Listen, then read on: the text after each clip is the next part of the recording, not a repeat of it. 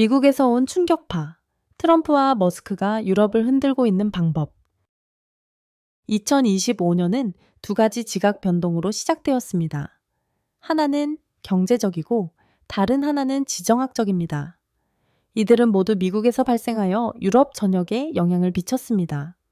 1월에만 유럽의 녹색 혁명의 아이콘이었던 테슬라는 유럽 대륙에서 판매가 49% 급감했다고 보고했습니다.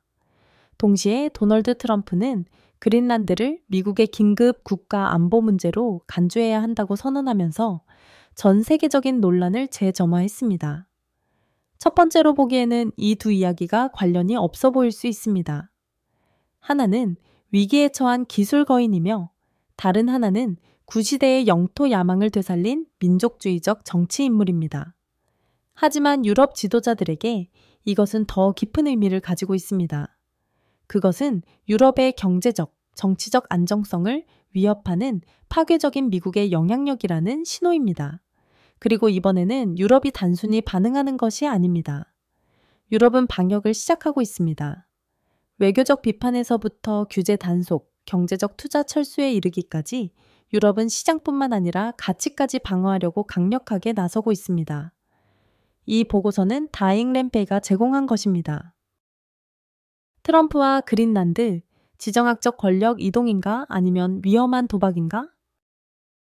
2025년 3월 13일, 브뤼셀에서 마르크 류터 나토 사무총장과의 긴장감 넘치는 공동 기자회견 중 도널드 트럼프는 그의 첫 임기에서 가장 논란이 되었던 아이디어 중 하나인 그린란드 인수 문제를 다시 꺼내며 동맹국들을 놀라게 하겠습니다.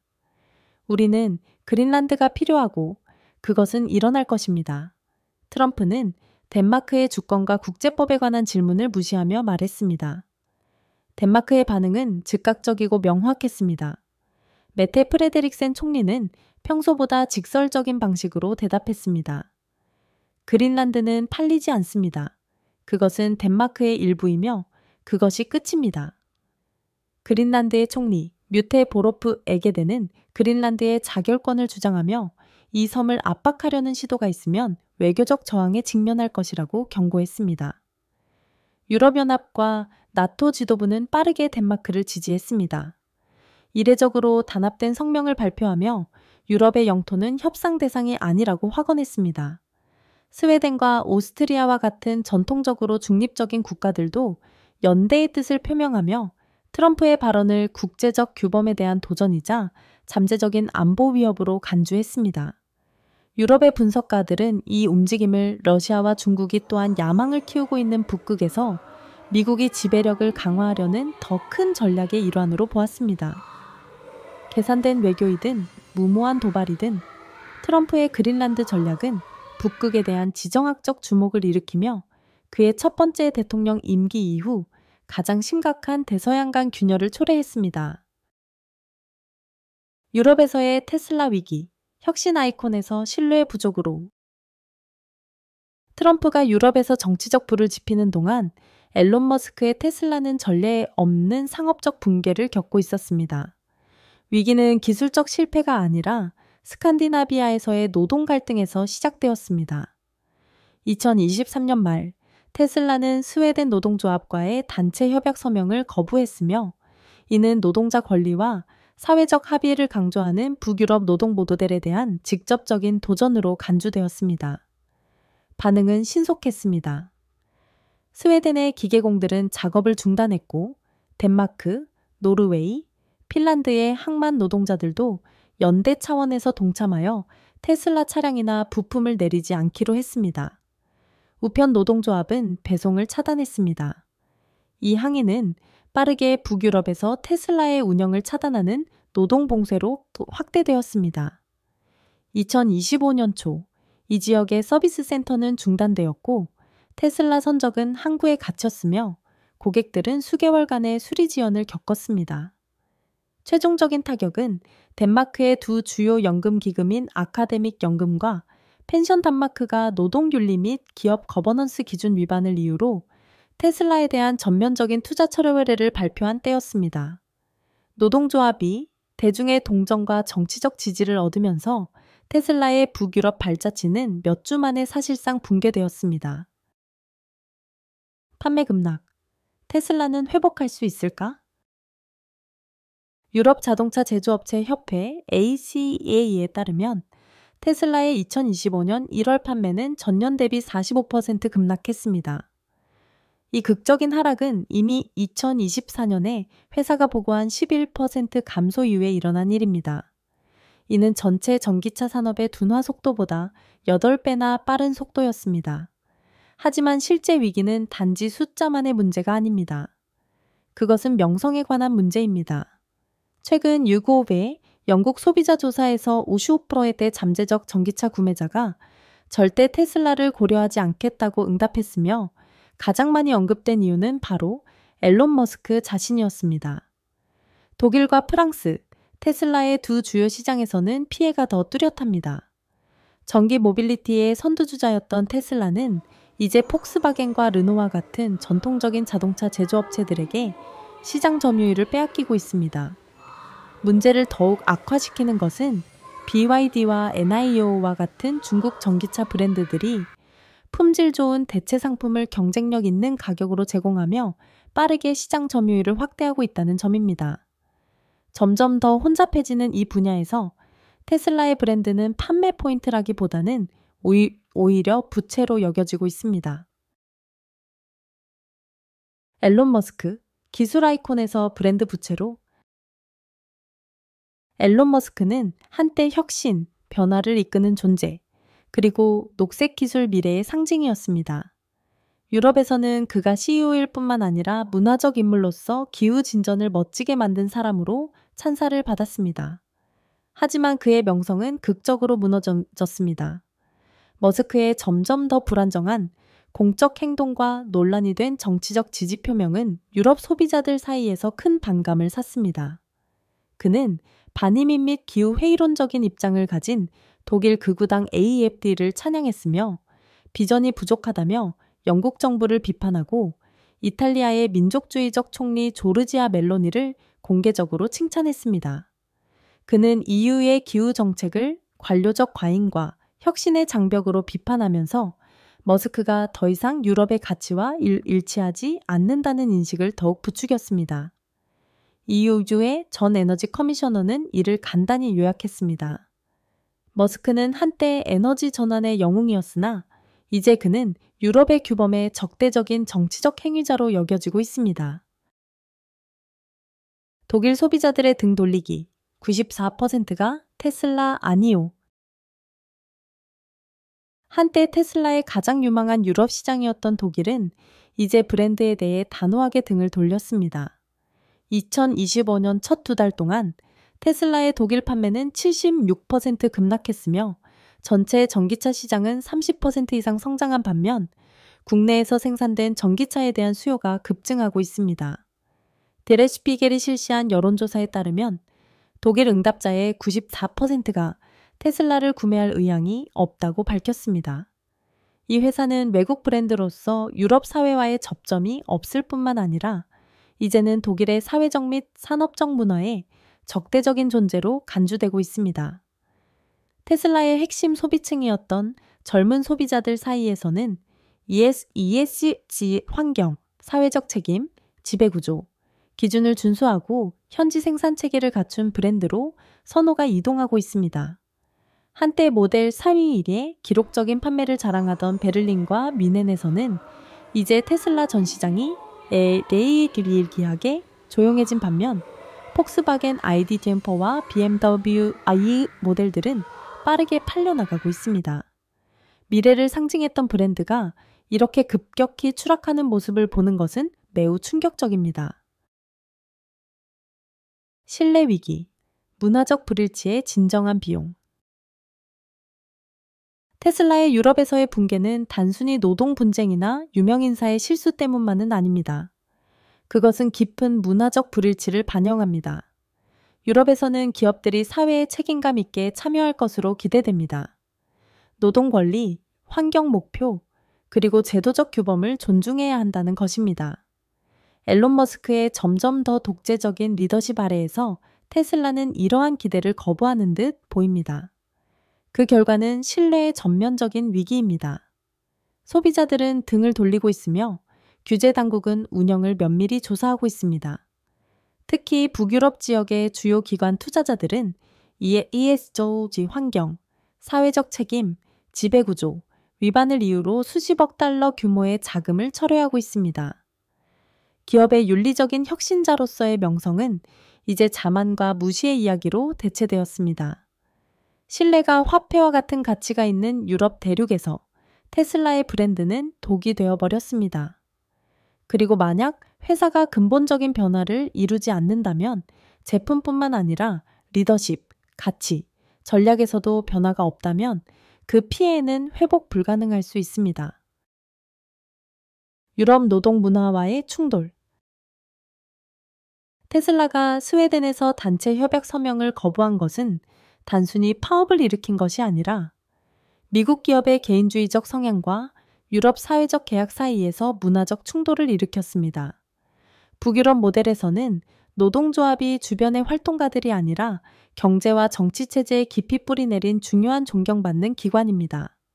노동자 보호, 투명한 협상, 그리고 단체 협약은 공정한 사회의 비협상적인 기초로 간주됩니다.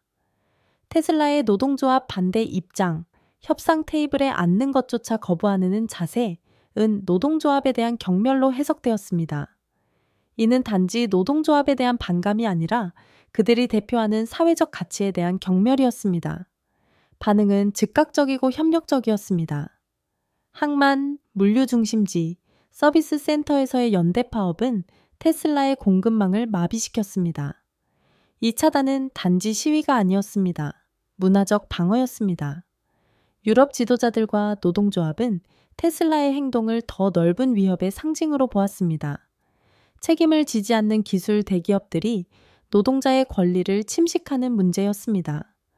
미국 모델에서는 기업 효율성이 종종 노동자 대표성을 능가하는 반면 유럽에서는 균형을 기대합니다. 테슬라가 이를 이해하지 못한 결과 비즈니스 분쟁은 도덕적인 대결로 변했고 회사는 경제적 전투뿐만 아니라 문화적 논쟁에서도 패배하고 있습니다. 미래 아이콘에서 문화적 외톨이로 2010년대와 2020년대 초반, 테슬라는 단순한 자동차 회사가 아니라 상징이었습니다. 그것은 혁신, 기후행동, 그리고 세련된 전기차 미래의 약속을 대표했습니다. 앨런 머스크는 산업을 혁신하고 새로운 세대의 기술 리더들에게 영감을 준 메시아적인 인물로 칭송받았습니다. 하지만 그 영광은 이제 흐려졌습니다. 오늘날 많은 유럽인들에게 테슬라는 더 어두운 이미지를 대표합니다. 책임감 없는 브랜드, 문제 해결보다는 논란을 일으키는 CEO, 머스크의 끊임없는 도발적인 트윗, 정치적 지지 표명, 그리고 즉흥적인 발언은 소비자들을 지치게 하고 투자자들을 불안하게 만들었습니다. 이미 분노와 분열로 넘쳐나는 미디어 환경에서 머스크의 행동은 더 이상 혁신적이지 않고 무책임한 것으로 보입니다. 유럽에서는 리더십이 자제력, 대화, 사회적 책임으로 측정됩니다. 머스크의 접근은 너무나 이질적으로 느껴집니다. 한때 미래를 상징했던 회사는 이제 실용성과 겸손, 공동체, 제 안정성을 중시하는 유럽의 가치와 실리콘밸리의 이기주의 사이에서 충돌하는 상징이 되었습니다. 테슬라는 단순히 현지 시장과의 불일치만을 넘어 문화적 외톨이가 되어가고 있습니다. 커져가는 대서양 횡단 균열. 앨런 머스크의 명성이 유럽에서 침식되면서 도널드 트럼프는 다시 한번 대서양 동맹의 강도를 시험하고 있습니다. 2025년 초, 그는 나토에 최후 통첩을 보냈습니다. 유럽 회원국들이 그들의 지출 약속을 전면적으로 이행하지 않으면 미국이 철수할 가능성이 있다는 것입니다. 이는 트럼프가 동맹에 위협을 가한 첫 번째가 아니지만 이번에는 상황이 더 심각합니다. 동유럽에서 러시아의 공격성이 고조되고 북극 긴장이 커지는 가운데 트럼프의 태도는 위험하게 불안정하다고 여겨지고 있습니다. 그의 발언을 더욱 주목하게 만든 것은 트럼프가 앨런 머스크를 연방정부의 효율성 조치를 감독하는 특별 고문으로 임명한 일입니다. 이 조치는 퇴역 군인 문제, 교통부, 심지어 사회보장국까지 대규모 해고를 포함하고 있다고 내부자는 말하고 있습니다. 이미 머스크의 가치관과 리더십 스타일에 의문을 가진 유럽인들에게 이 임명은 미국의 국내 정책이 점점 더 사회민주주의 이상에서 멀어지고 있다는 우려를 확인시켜 주었습니다. 한편 트럼프는 여성 역사의 달을 기념하는 선언문을 서명했으나 이는 그의 성적 학대 혐의가 다시 주목받고 몇 주 뒤에 이루어진 일이었습니다. 유럽의 논평가들은 이러한 이중성을 비판하며 반복적으로 포식적인 행동을 당한 사람이 여성주의적 상징을 사용하는 것을 냉소적인 정치적 연극으로 간주하고 있습니다. 이는 워싱턴과 브뤼셀 간 도덕적 격차를 더욱 벌리고 있습니다. 결과적으로 트럼프와 머스크와 같은 인물들이 이끄는 미국은 더 이상 예측 불가능한 파트너가 아니라 세계적 불안정의 잠재적 원천으로 인식되고 있습니다. 트럼프 대 할리우드, 끝나지 않는 문화 전쟁. 도널드 트럼프와 할리우드 간의 오랜 갈등은 단순한 인물 간 충돌이 아닙니다. 그것은 문화 전쟁입니다. 그의 대통령직 초반부터 트럼프는 자신을 비판한 배우, 감독, 그리고 뮤지션들을 목표로 삼으며 시상식을 정체성과 이념의 전쟁터로 만들었습니다. 2011년 메릴 스트립은 골든글로브 수상연설에서 트럼프의 장애인 기자 조롱을 비난하면서 중요한 순간을 맞이했습니다. 그녀의 말, 불경은 불경을 초대하고 폭력은 폭력을 일으킨다는 강한 반향을 일으켰습니다.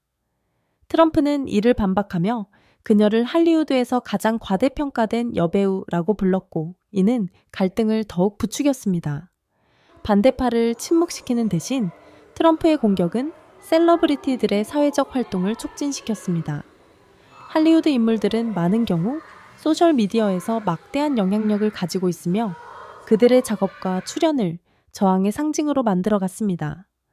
문화 전쟁은 더욱 심화되었고 이제는 오락산업이 도덕적 대결의 장으로 변했습니다. 이곳에서 트럼프는 물러나기보다는 오히려 더 잘 살아가고 있는 듯 보입니다. 많은 유럽인들에게 이 역학관계는 매우 이질적이고 불안한 느낌을 줍니다. 예술의 정치화, 권력의 개인화, 그리고 반대 의견에 대한 공개적인 망신은 그들이 자국에서 목격한 포퓰리즘 운동들과 닮아 있습니다. 대통령과 여배우 사이의 불화에서 시작된 이 사건은 민주주의의 쇠퇴를 상징하는 미시적 모델로 발전했습니다. 여기서 의견 차이는 더 이상 토론의 일부가 아니라 경멸의 촉매제가 되어버렸습니다. 멜라니아 트럼프, 전략적 침묵인가? 분리된 퍼스트레이디인가? 멜라니아 트럼프는 항상 미스터리한 인물이었습니다. 그녀는 남편의 대통령직 동안 눈에 띄지 않는 역할을 했으며 백악관으로의 이사를 지연시키고 거의 인터뷰를 하지 않았으며 정치적 행사에서도 자주 모습을 드러내지 않았습니다. 그녀의 침묵은 계산된 것인지 강요된 것인지 아니면 단순한 무관심이었는지에 대한 추측을 낳았습니다. 그녀의 재킷이 등장한 것은 2018년 6월 텍사스의 이민자 어린이 수용소를 방문할 때였습니다. 멜라니아는 I really don't care, do you? 정말 신경 쓰지 않아요, 당신은요? 라는 문구가 적힌 군용 녹색 코트를 입고 있었습니다. 반응은 즉각적이고 격렬했습니다. 비평가들은 이를 인도적 위기 속에서 무심한 제스처로 보았고 백악관은 그냥 재킷일 뿐이라고 해명했지만 그 상징성은 남았습니다. 그녀의 대표적인 캠페인인 Be Best, 친절한 온라인 행동 촉구조차 남편의 온라인 공격에 의해 훼손되었습니다. 이 모순은 거의 풍자에 가까운 수준이었으며 멜라니아가 아이들에게 온라인에서 친절하라고 촉구하는 동안 트럼프는 소셜미디어에서 비난과 음모이론으로 비판자들을 공격했습니다. 이제 트럼프가 다시 정치 무대에 등장하면서 멜라니아는 여전히 대부분 보이지 않습니다. 일부에게는 그녀의 침묵이 전략적 거리두기일 수 있지만 다른 이들은 그것이 더 깊은 불편함을 나타낸다고 봅니다. 스펙터클과 분노로 정의된 정치 시대에서 그녀의 거리는 눈에 띄며 이를 통해 트럼프 시대의 지속적인 미스터리로 남아 있습니다. 미 멕시코 무역 대치 새로운 분쟁 지점이 등장하다. 2025년 3월, 도널드 트럼프는 불공정한 무역과 국가 안보 문제를 이유로 수입에 대한 대폭적인 새로운 관세 부과를 위협하며 멕시코와의 긴장을 다시 불러일으켰습니다. 이 조치는 미국 산업, 특히 멕시코 공장에서 부품과 조립을 대거 의존하는 포드와 GM 같은 자동차 제조업체들에게 즉시 충격을 주었습니다. 미국에서 제조되는 차량의 거의 절반의 부품이 멕시코에서 비롯됩니다. 클라우디아 쉐인바움 멕시코 대통령은 단호하게 반응하며 관세 조치가 실행될 경우 멕시코는 보복할 것이라고 경고했습니다. 우리는 무역 전쟁을 원하지 않지만 그녀는 말했습니다. 미국이 우리의 경제에 해를 끼치고 그에 대한 대가 없이 넘어가게 두지는 않을 것입니다. 그녀는 미국의 주요 농산물 수출품인 옥수수, 대두, 쇠고기 등에 대한 잠재적인 세금을 예고하며 주요 미국주들의 정치적으로 민감한 분야를 위협했습니다. 연간 8,600억 달러 이상에 달하는 미국-멕시코 경제 관계는 세계에서 가장 통합된 관계 중 하나입니다. 관세 전쟁은 산업에 혼란을 일으키고 소비자 물가를 상승시키며 US-USMCA 무역 협정을 약화시킬 수 있습니다. 분석가들은 이 조치를 트럼프의 미국 지배력을 재확립하고 자신의 지지층을 결집시키기 위한 전략의 일환으로 보고 있습니다. 하지만 두 국가 모두에게 그 위험은 크고 고조되는 언론의 논란은 국경 양쪽에서 실질적인 경제적 피해를 초래할 수 있습니다. 도널드 트럼프는 뛰어난 정치적 마스터 플랜을 실행하고 있는 것일까요? 아니면 글로벌 불안정성에 씨앗을 뿌리고 있는 것일까요? 앨런 머스크는 기업 리더십을 재정의하고 있는 것일까요? 아니면 테슬라를 되돌릴 수 없는 위기로 몰아넣고 있는 것일까요? 유럽의 방역은 현실입니다. 테슬라의 붕괴는 가속화되고 있습니다. 그리고 미국과 오랜 동맹국들 간의 균열은 깊어지고 있습니다. 진짜 질문은 단순히 테슬라나 트럼프가 어떻게 될 것인가가 아니라 미국이 대서양 양측의 전면적인 균열을 피할 수 있을지입니다. 계속 지켜봐 주세요. 가장 큰 전개는 아직 오지 않았을 수도 있습니다. 더 많은 업데이트를 원하시면 저를 팔로우하세요.